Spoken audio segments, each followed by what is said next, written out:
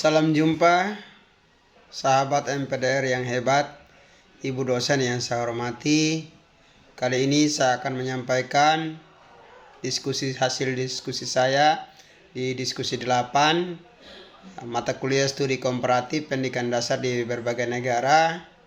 Nama Melkianus Domopedi, NIM 501372587,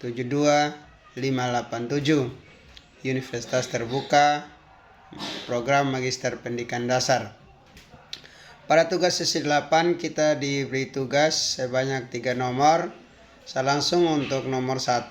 Ini berkaitan bagaimana pendapat saya tentang sistem jenjang dan struktur persekolahan serta kebijakan pengelolaan pendidikan dasar di negara ASEAN maupun Asia Pasifik yang memiliki persamaan dalam implementasi pendidikan yang saya rasakan di sekolah saya.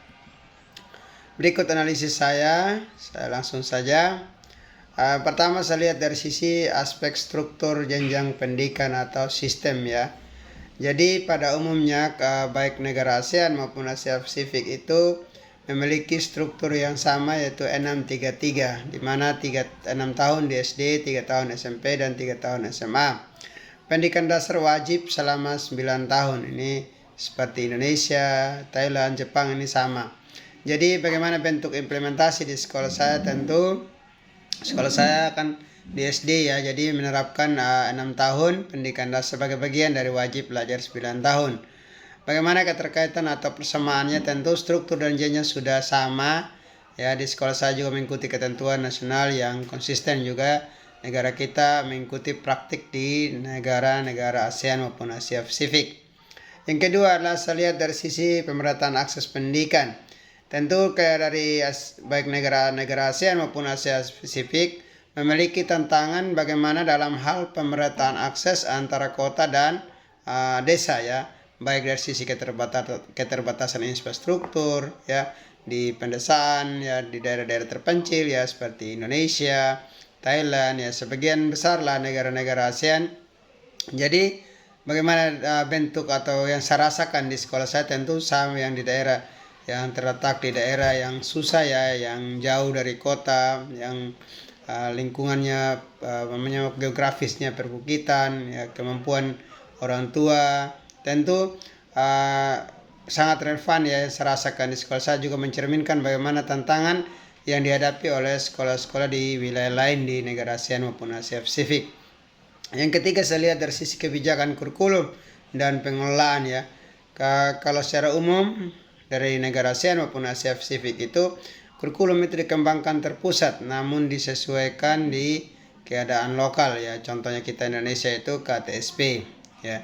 Di saya juga di sekolah saya tentu guru sudah menyesuaikan pendekatan bahan ajar dengan sesuai dengan kondisi siswa ya, keadaan siswa baik latar belakang ekonomi, budaya dan geografis disesuaikan, sehingga bagaimana kesamaan atau keterkaitannya? Tentu fleksibilitas pengajaran ya. Di sekolah saya tentu pendekatan ini penting karena keberagaman siswa dengan kondisi yang sangat beragam ya, dari sisi ekonomi, kemampuan, geografisnya itu tadi.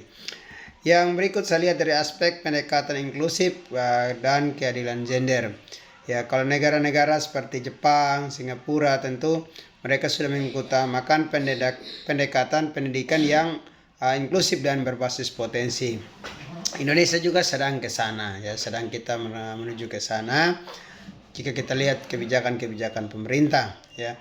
Di sekolah saya juga sudah mulai mengadopsi prinsip-prinsip setara gender ya, meskipun tentu masih sangat dipengaruhi oleh norma-norma yang berlaku di masyarakat ya, atau keadaan-keadaan lokal itu sendiri. Bagaimana keterkaitannya? Tentu tantangan yang sama juga ditemukan ya terutama dalam menumbuhkan kesadaran inklusif dan pemberdayaan siswa perempuan. Jadi bukan di sekolah saya saja, sebagian besar negara ASEAN maupun Asia Pasifik mengalami tantangan yang sama. Yang berikut adalah saya lihat dari sisi kebijakan pemerintah.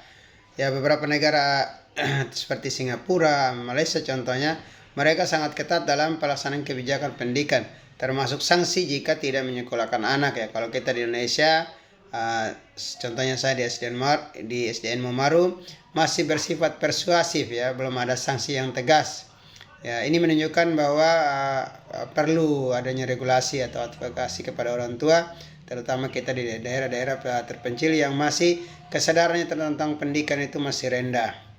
Yang berikut saya lihat dari sisi partisipasi masyarakat dan pemerintah lokal. Kalau negara seperti negara lain ya, menekankan peran pemerintah itu daerah dalam menyelenggarakan pendidikan, sama juga dengan kita Indonesia ya, sudah ditekankan bagaimana peran pemerintah daerah ya, peran kepala sekolah sampai di sana untuk bagaimana supaya penyelenggaraan pendidikan berjalan dengan baik. Jadi di sekolah saya juga tentu dukungan masyarakat itu ya memang masih rendah ya, dan juga peran pemerintah daerah masih perlu diperkuat lagi. Jadi bagaimana persamaannya tentu baik di negara ASEAN maupun Asia Pasifik masih perlu peningkatan sinergi antara sekolah, masyarakat dan pemerintah khususnya dinas pendidikan seperti yang dilakukan di negara-negara maju itu. Sehingga secara umum sistem dan struktur persekolahan baik di negara ASEAN maupun Asia Pasifik memiliki banyak kesamaan dengan sistem yang diterapkan di Indonesia ya, termasuk bagaimana di sekolah saya. Namun yang masih menjadi tantangan adalah dalam prakteknya ya, menghadapi tantangan unik di masing-masing sekolah ya, seperti keterbatasan infrastruktur, latar belakang, budaya, ekonomi ya, kompetensi yang beragam serta keterbatasan sumber daya manusia. Tentu hal-hal ini juga mencerminkan tantangan dihadapi oleh negara ASEAN maupun Asia Pasifik. Jadi upaya yang dilakukan adalah bagaimana kita melakukan adaptasi kurikulum berbasis kondisi lokal, upaya pemerataan gender, pendekatan pembelajaran kontekstual. Ini menunjukkan bahwa praktik di sekolah saya sudah selaras juga ya dengan visi pendidikan inklusif dan relevan secara global sebagaimana yang disarankan oleh berbagai kebijakan di negara ASEAN maupun negara Asia Pasifik dan khususnya kita di Indonesia. Soal yang kedua adalah tentang bagaimana keterkaitan tentang analisis artikel yang dipaparkan itu, hal-hal penting yang ditemui dalam artikel yang berjudul Pendidikan Dasar dan Era Pasar Bebas ASEAN ya, apa yang dipersiapkan, itu menurut yang ditulis oleh Nur Kolis. Jadi berikut hal-hal penting berdasarkan kajian saya dari artikel tersebut. Yang pertama adalah pendidikan dan tantangan abad 21. Abad 21 ditandai dengan perubahan sosial, budaya, dan teknologi yang cepat dan destruktif. Menurut Alvin Toffel, John Naisbitt, dan para futurolog lain menekankan pentingnya pendidikan untuk mengantisipasi bukan hanya mengikuti perubahan. Yang kedua adalah teknologi informasi membentuk masyarakat informasi dan dunia global tanpa batas.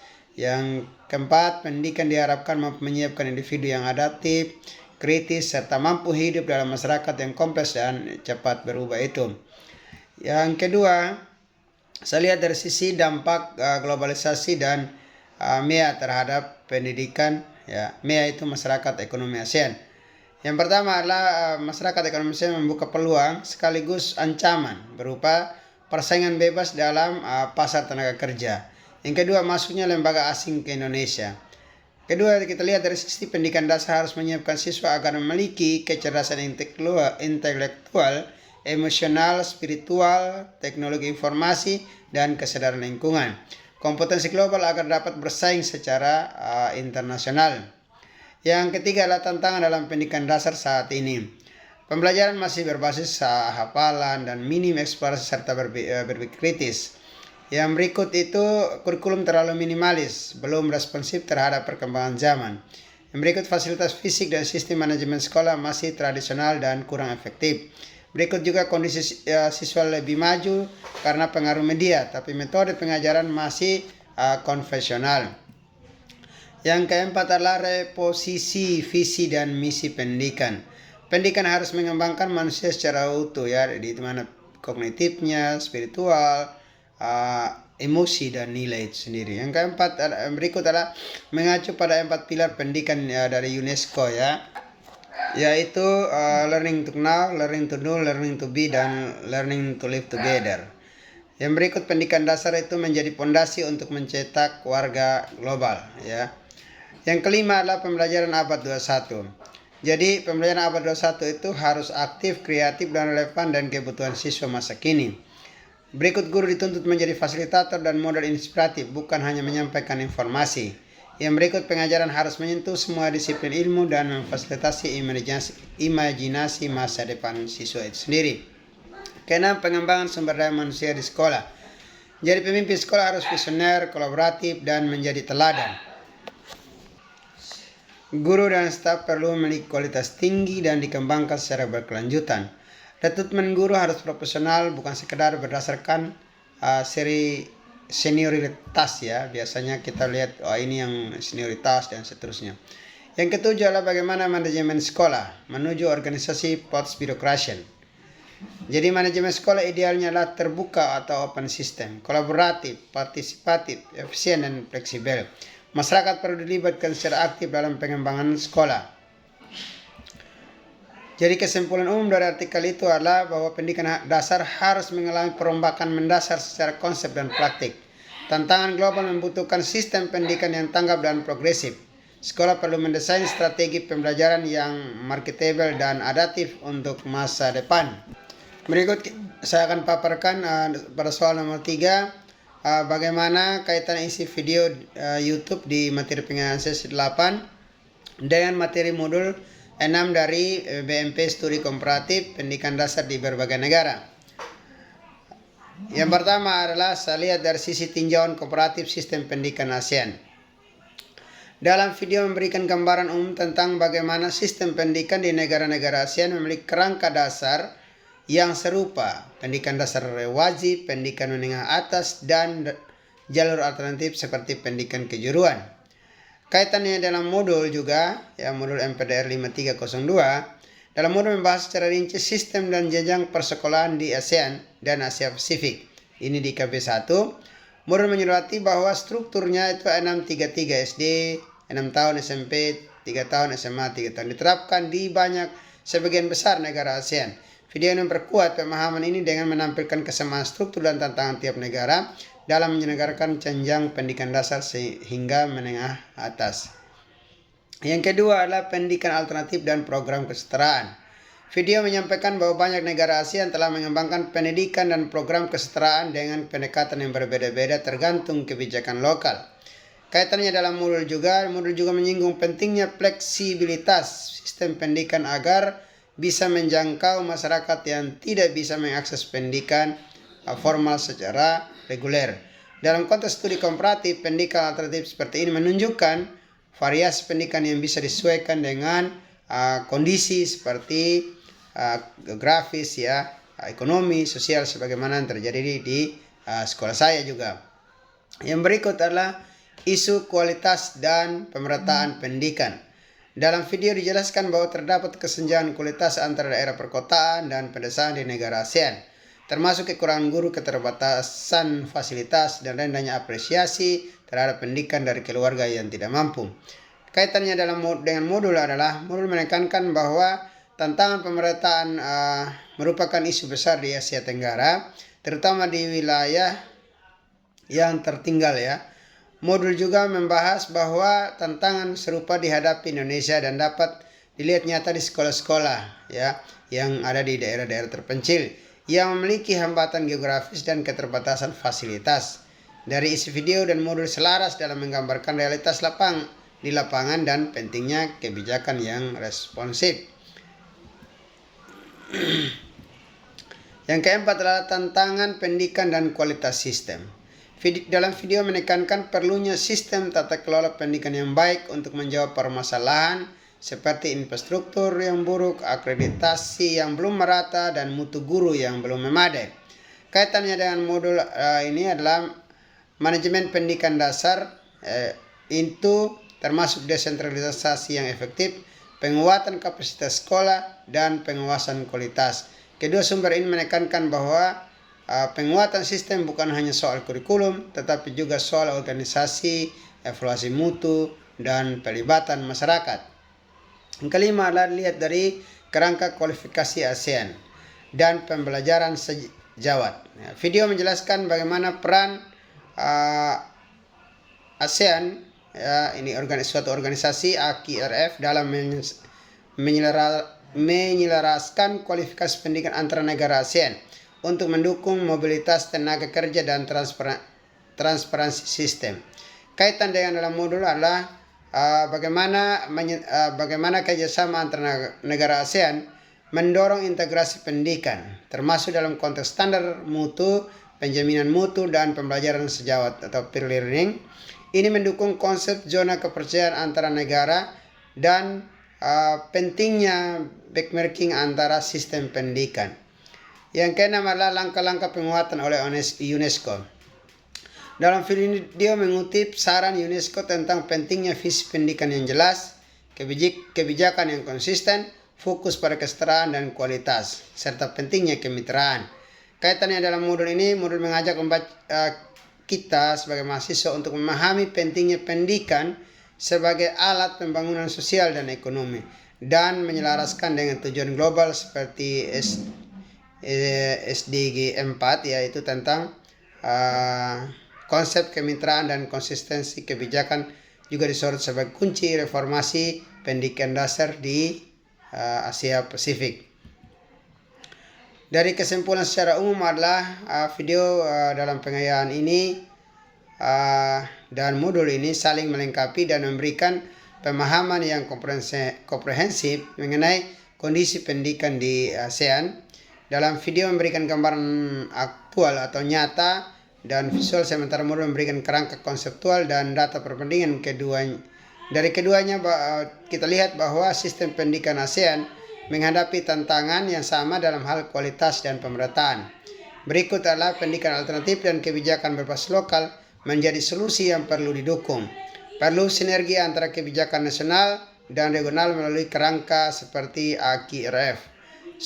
Reformasi dan tata kelola dan penguatan kapasitas sekolah mutlak diperlukan, terutama di daerah terpencil yang ada di negara-negara ASEAN. Ya, penjelasan tambahan tentang apa itu AKI-RF ya. AKI-RF itu ASEAN Qualification Reference Framework. Jadi AKI-RF ini adalah kerangka acuan kualifikasi di tingkat ASEAN yang bertujuan untuk menyelaraskan sistem kualifikasi ya nasional antara negara-negara ASEAN, sehingga memudahkan bagaimana dalam mobilisasi tenaga kerja yang terampil dan profesional antara negara-negara ASEAN. Sehingga kerangka ini juga membantu membandingkan kualifikasi pendidikan dan pelatihan secara regional, sehingga mendukung pengakuan kompetensi di lintas negara. Jadi sekian saja penjelasan saya dari dalam diskusi 8 ini. Terima kasih telah menyaksikan video saya. Mohon saran dan masukannya demi perbaikan kemampuan kualitas saya dalam menganalisis ataupun menyampaikan pendapat yang berkaitan dengan diskusi-diskusi tersebut. Sukses selalu untuk kita semua.